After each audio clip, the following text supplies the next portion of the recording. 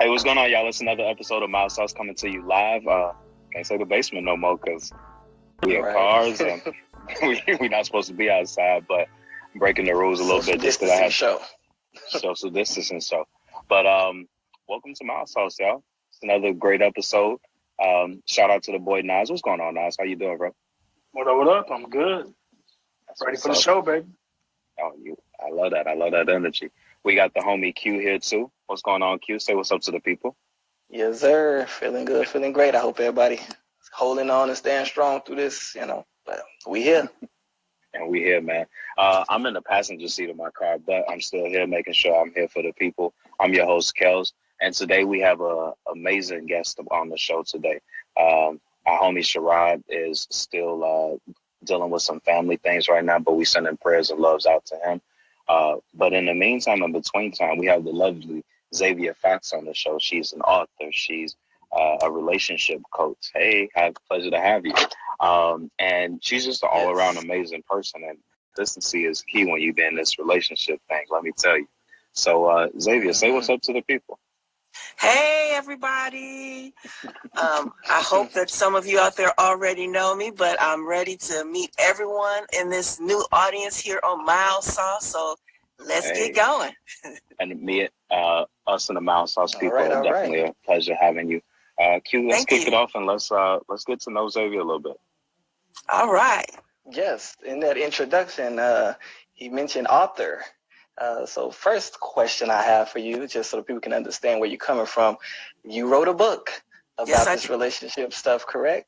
Tell us a little bit about that and that process and what the book is about, where they can find it, all that good stuff. Okay, so the name of the book is The Men in My Life and What I've Learned. It's an autobiographical story about the men in my life and the experiences and what they taught me. It starts with my dad, so it's not like a sex book, because I get a lot of those questions like, ooh. The men in my life. When they see the cover, they'll understand why. Yeah, and the cover of the book, somebody once told me, they said, if you have your book in a bookstore, the cover has to make people want to pick it up. And so I made sure that the cover kind of catches your attention and makes you want to pick it up. You got a 50-50 chance of selling the book if the cover catches the attention. So anyway, I wanted to write the book. I've wanted to write a book, and I knew it would be regarding relationships. I originally thought it might be a book on flirting, but that didn't stick with me. And what we're supposed to do really comes from inside of us, your passion. And so as I kept contemplating it, it started to come to me. So when I started writing the book, it actually just really flowed. So I knew that was what I was supposed to be doing. I started with my dad and the experiences, because my dad, though him and my mom were together all of my life, they're still married. One's in a nursing home, one's in the elderly place, but they're still together even now. So, but he was a player. He was pretty known in the city I grew up in. And so he told me when I was about 12 or 13, he said that the daughter pays for the sins of the father. So he needed to teach me some stuff. Otherwise, I was going to be in trouble. That's a good dad. I kind of respect that. I ain't gonna lie. So you can't do nothing but. Yeah, he taught me some stuff. And, like I was just sharing, I didn't actually go through my first heartbreak till I was in my 40s. So I guess I did pretty good up until then. And then it goes all the way through. I've been in about 7 relationships. I've been married. I'm a widow. So it goes through just all of that stuff, a lot of life experiences. But you're not dogging a man in that book. Sounds interesting. Oh, absolutely not. Because I think that overall, I've been in relationships most of my life. So no, I'm not dogging any of the guys. Overall, I believe that I've chosen really good guys. They just weren't necessarily right for me past that time. The thing about life, I'm also a certified life coach. And the thing about life is that we have different experiences that teach us lessons. In society, we're conditioned to believe that we're supposed to get into this one relationship and it's supposed to last forever. But clearly, Clearly, we should know that that is not always the truth.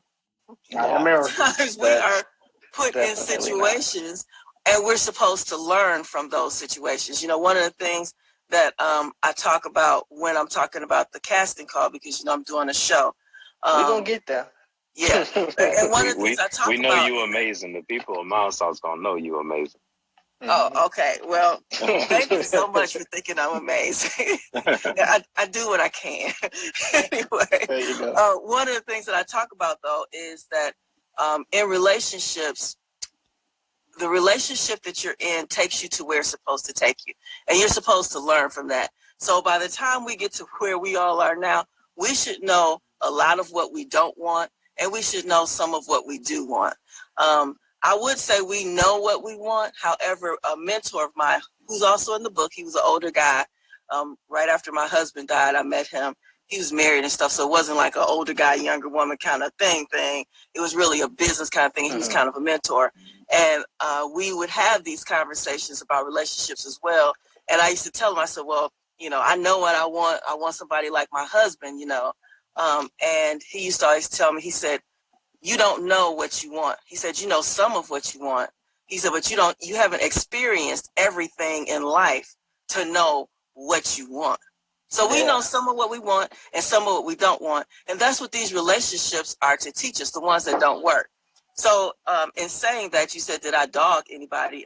I didn't dog anybody. As a matter of fact, everybody, I'm friends with most of my exes except the ones that stalked me. I had like 2 or 3 of them that actually stalked me. So I try not to be friends with them. But can't be friends with all of them. They all know about the book.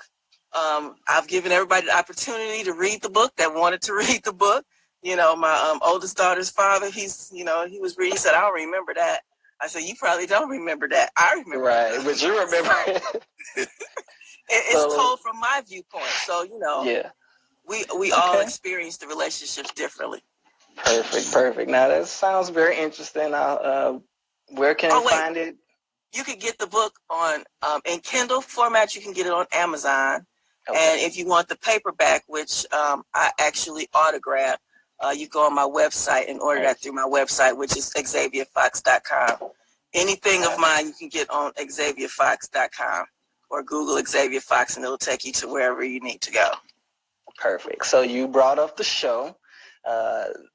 People don't know, but you do a lot of different things with this relationship stuff, and you are creating a show, producing a show. So tell us what type of show, reality show, what's it going to be about, what's the goal with it, and how people can be a part of it. Well, I consider myself a relationship enthusiast. For a while, from probably 2009 to a couple years ago, I was referred to as a relationship expert. However, I don't think that there's a such thing as a relationship expert because relationships are so varied. There's certain characteristics of relationships that you can speak on, but when you get into the individual relationships, nobody's an expert on that. In being a relationship enthusiast, I love love. I love to see people in love. I love to be in love. You know, I love to see people happy and sharing their lives with somebody. And so, with that all being said, I also love producing shows. Now, I didn't know that I love producing shows until I did my talk show for those 3 years. And I really loved coming up with the concepts and getting the people together and setting everything up and just the whole hustle. But I didn't like editing the show. No one likes That's editing. never the fun part. The editor of this show lets us know how much you like editing? Loves editing. Yeah, well, we'll let you keep editing then. The show. that was part of the reason I stopped doing the show because at the time I was not only doing the internet talk show, I was doing a blog talk show, and I was studying for my certification as a life coach, and so I became kind of overwhelmed with it all, and that's why I kind of stopped doing the show. But I loved producing the show, and I am a relationship enthusiast. So those 2 things started coming together about 1.5 years ago. It just kind of, you know, I'm like, I want to do a show, you know, get some people together, the whole love thing. It's a lot of singles. And it's like a matchmaking show, right? Yeah. and I did a matchmaking service for a while as well. Kind of like up the stream of like a Bachelor, or like paint a picture. Like what are we talking? Like, have we seen something similar to what the show you're producing? You have seen probably along the lines all of the dating shows that you've seen have a little bit in there.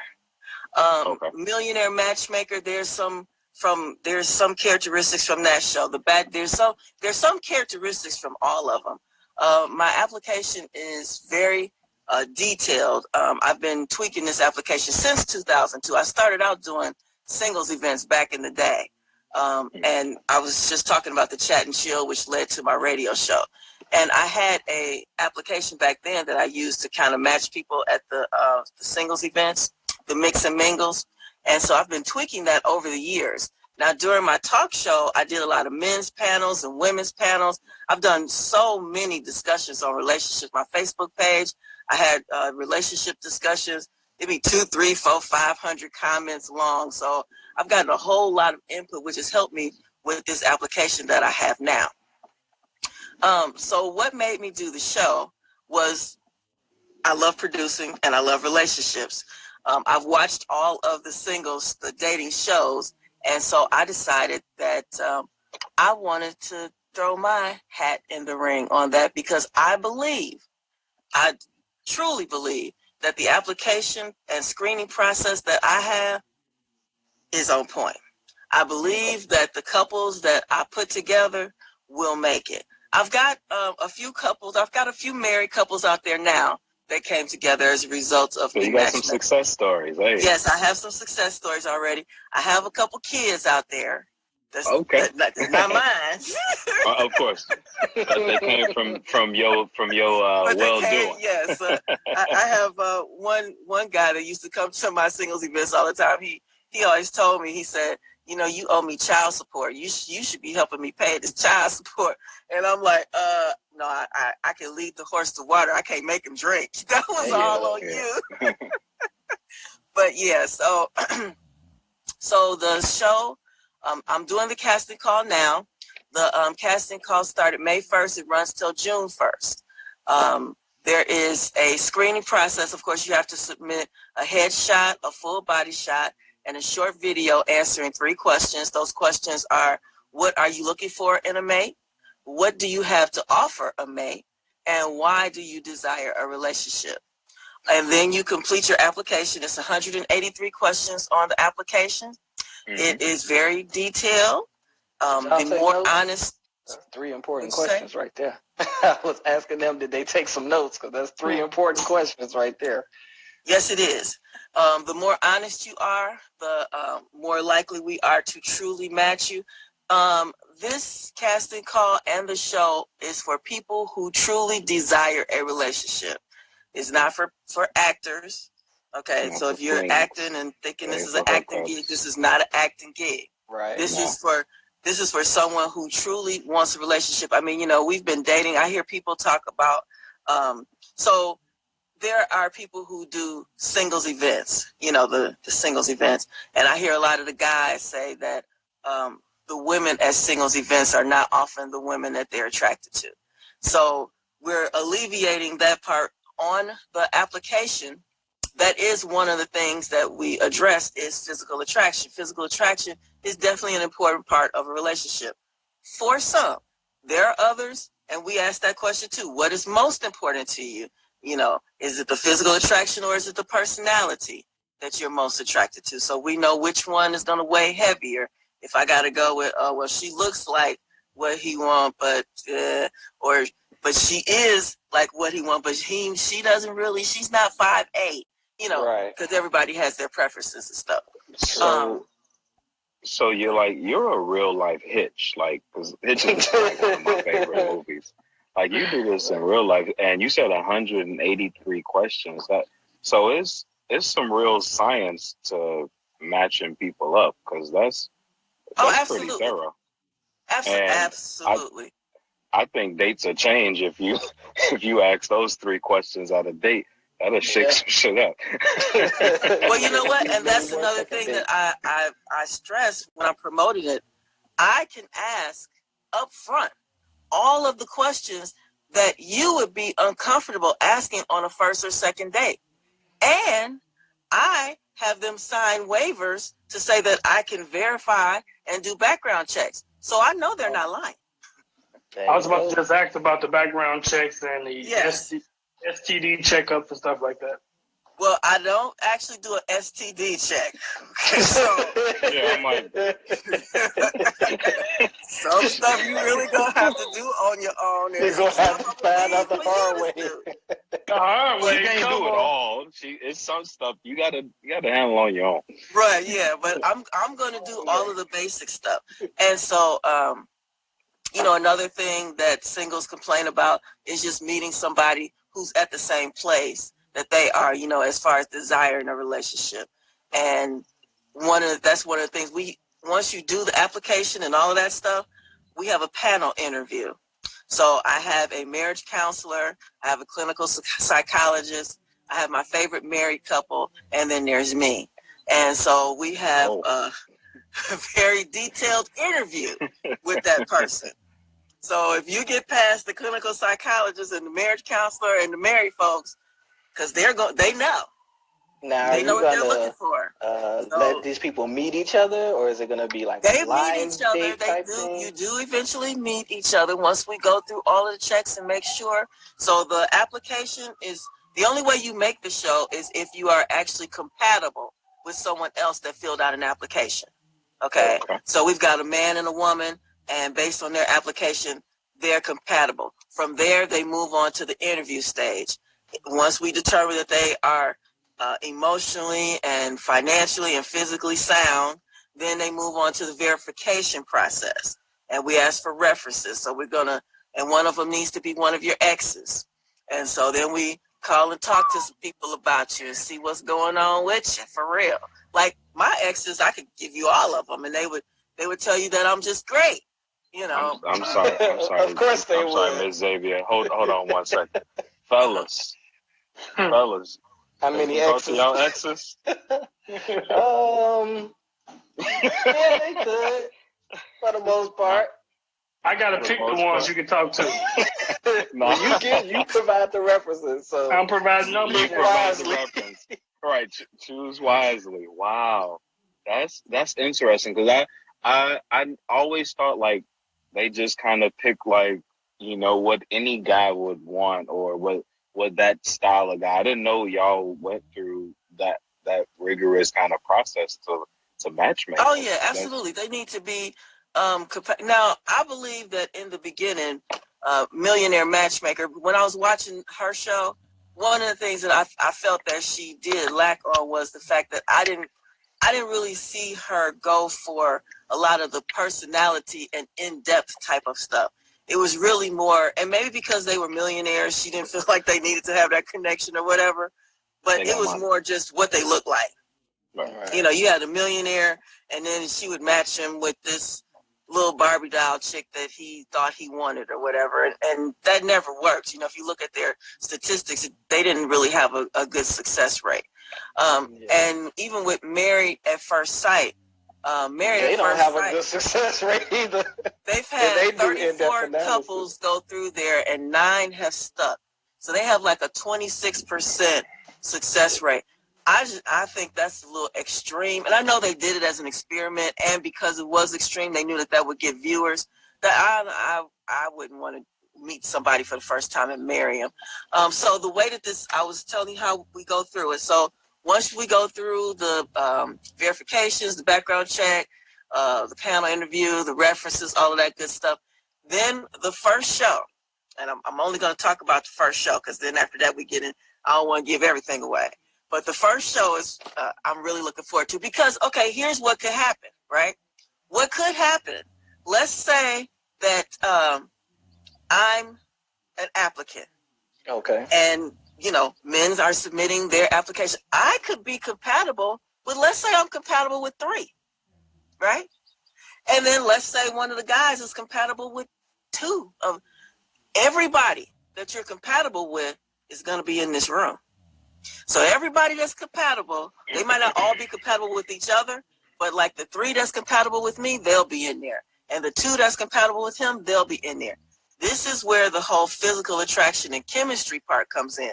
Because then we're going to see if you're actually drawn to one of those people that you're actually compatible with. So that way we know we have the attraction and the chemistry. And if you are drawn to somebody that you're compatible with, the rest is going to be easy breezy. It's going to be smooth sailing from there. So I'm really looking forward to that show because I really want to see, one of the things I ask on my promos, I'm just like, if your perfect person was standing right in front of you, would you recognize them? That's a good question. You got good questions. She's an enthusiast. She told you. Yeah. So now, have you casted this already, or? I'm really excited about that first show. I'm really excited about that first show. And then from there, there'll be a lot of stuff that will like kind of include the audience because we have all of these opportunities to go live on Facebook or do this, that, and the other. So I'm gonna have a few. I don't know if it'll be like a watch party type thing. So while we're filming the show, some of these shows, I'll have the audience participation. Maybe they'll get to vote or send in questions. I want it to be somewhat interactive, a little bit different than the other shows. But yeah, it's going to be a great time for everybody. And, those couples that wind up together, we're going to get to go to some weddings. That's the goal. Celebrate some babies. Everybody be saying, I came from Xavia Fox's show. That's the goal. That's what's Have you casted this yet or no? Well, it's not a cast, but the casting call is going on right now. Okay. So the applications are coming in. You just go to my website, xaviafox.com, and click on the casting page, or you can scroll down. The eligibility stuff is on there. There's plenty of ways to get to the page. You can't miss the page. And the page gives you all the information to where you send your videos and all of that kind of stuff. You're going to need a headshot, a full body shot, and you're going to do a short video answering those 3 questions. Okay. What are the questions? What can you offer somebody? What are you looking for in somebody? And why do you want to be in a relationship? That's right. That's right. There you go. Y'all didn't take y'all notes. I'm in the car. No, mental note. Mental note. So are you guys all married? No, I'm the only one married. Isn't that obvious? That took notes. It should have been obvious. I'm the married one here. So you remember. Exactly. So I have a question. Okay. I've been dating for 31 years. Nas a couple of years more. You've been dating since you was a baby? Well, player. I've been in existence for 31, but I've been dating for quite some time. And I think any dude or any person for that matter would say that I know how to date. Why do they need a dating enthusiast? Why are your services needed? Why do you exist? Why? Well, the reason that I exist and people like me exist is because everyone is different. So here's the thing. Depending on a lot of things in your background, your childhood, other experiences and stuff, we all come into the dating scene with our own, I'll call them biases instead of calling them shortcomings. So we choose people based on things that are often to protect us, or it may just be that we choose just something that looks good to us at the moment. And you go through different stages in life. What you choose now at 31 may not be if you're still single, it probably won't be what you'll choose at 45. Your what you need changes. And so one of the reasons that we have that people like me exist is because there's questions all along the way, because you choose someone and it doesn't work out. And so now you want to know why it doesn't work out. Because if you may be really good at dating, but is that all that you want? Or do you want a relationship? Are you good at relationships? Or are you just good at dating? Are you just good at going out and running some smooth talk on a chick and, getting her to go on another date and maybe whatever else activities you want to participate in, and then it's done. Mm-hmm. Is there nothing else to it after that? Or do you want something more? And based on your experiences in life, are you actually ready for something more? That's why we have the interview part of the casting call, because some people have, this is the issue here. A lot of people who have issues, like they're narcissists, they're emotionally unstable. A lot of those people don't realize that they have problems. They don't understand why their relationships don't work. They don't understand why they've been married 3, 4, 5. Elizabeth Taylor was married, 6 or 7 times.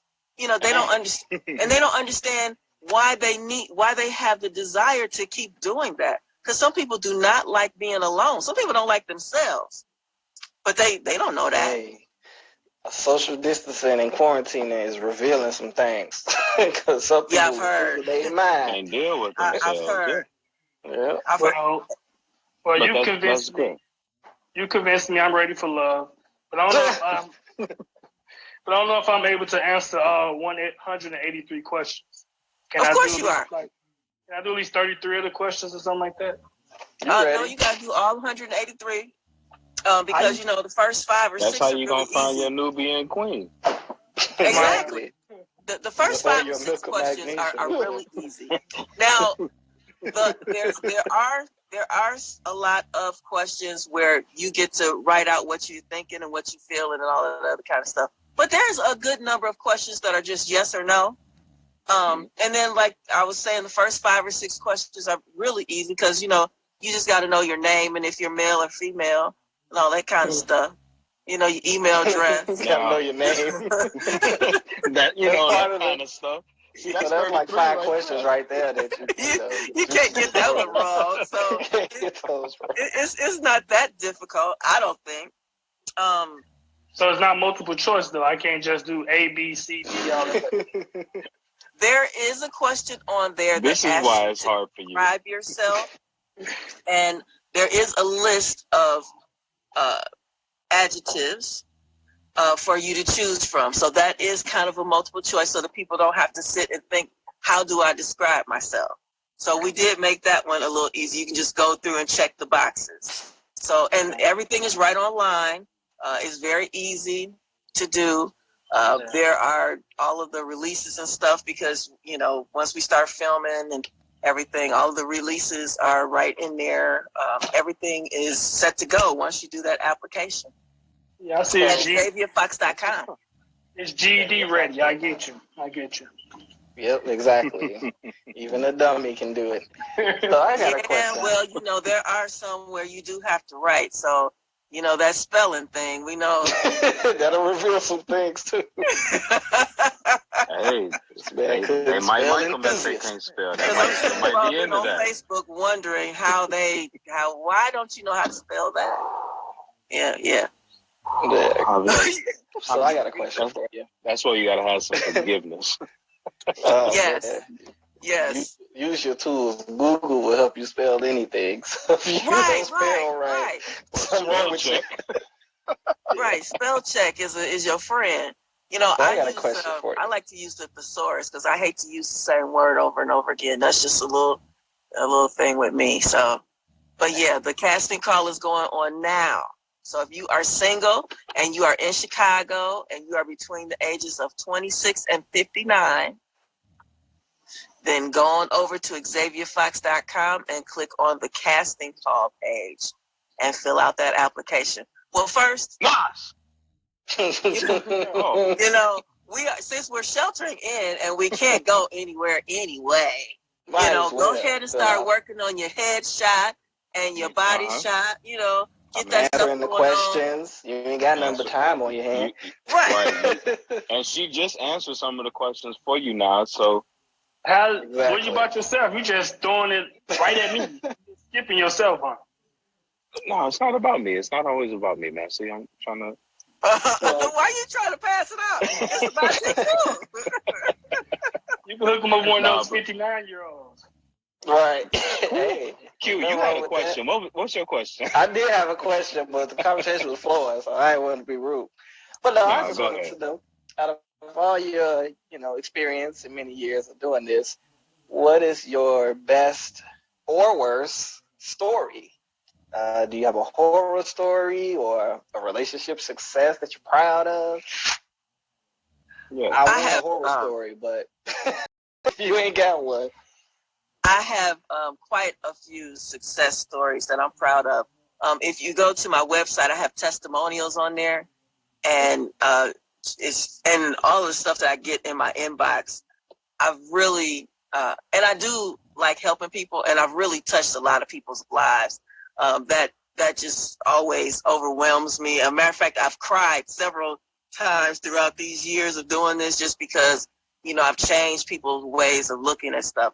One young lady, she's married now, and I remember in the beginning, she told me, she said, you completely changed my way of thinking about men and relationships. And I was like, and so she went into, how she felt because her dad was blah, blah, blah. And so I guess because I was a daddy's girl. So I guess listening to me talk about my dad must have shown her that there's a different side and can be a different side to me. I was a daddy's girl. So growing up with my dad, I shoot pool now because me and my dad used to go shoot pool on Sundays and stuff from when I was a little girl, and all I can remember. But so it makes me relate to men a little bit differently. I don't just see men as a relationship. I have plenty of male friends. I actually enjoy male company, and it doesn't have to be a relationship or a sexual thing.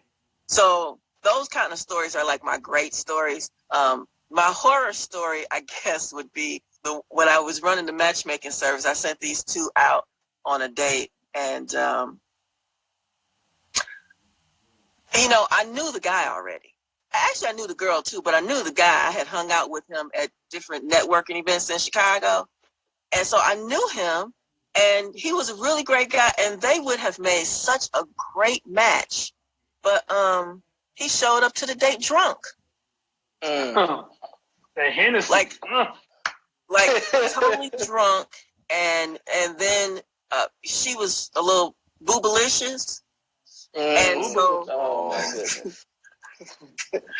So in his drunkenness, he couldn't focus on anything other than that. And so when she called me later that night, I just felt so bad because it was like just a horrible experience for her. And so your name is on it. What? Yeah. Your name's on it. Like exactly, you introduced exactly. My name is on it, and of course, then she didn't really want to go on any more dates. I'm like, I promise you that it's not. Yeah. I promise you, I ain't never seen that man drunk. But yeah, I guess that would probably be my horror story. I haven't had a lot of horror stories, but that's one that just kind of sticks out. Yeah. That's a good lesson. Don't show up drunk. Well, please. Yeah. There you go, fellas. Please. Get drunk while you're on the date. So right. You can get drunk while y'all get drunk together. Don't show up drunk already. And then be focused on her boobaliciousness. That was horrible. Think it. Don't say it. But that's amazing. At least you have more success stories than horror stories, so that's always a plus. You've helped children. You've written books. You owe people child support. You out there doing your thing, and we appreciate. We appreciate you having you on the show. Anything you want to say to the people in closing, to the Mild Sauce fans? Yeah, anyone say to any of your fans? All of my fans out there, hey, because they already know.